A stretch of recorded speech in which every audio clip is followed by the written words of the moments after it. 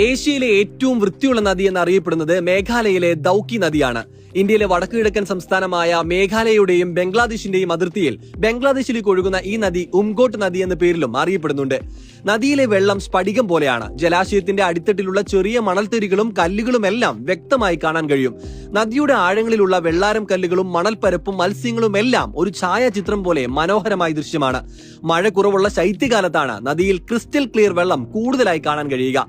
മലിനീകരണം ഒഴിവാക്കാൻ മോട്ടോർ ബോട്ടുകൾ ഉപയോഗിക്കാതെ ചെറുവള്ളങ്ങളിലാണ് വിനോദസഞ്ചാരികളും ഗ്രാമവാസികളും ഈ നദിയിലൂടെ സഞ്ചരിക്കുന്നത്.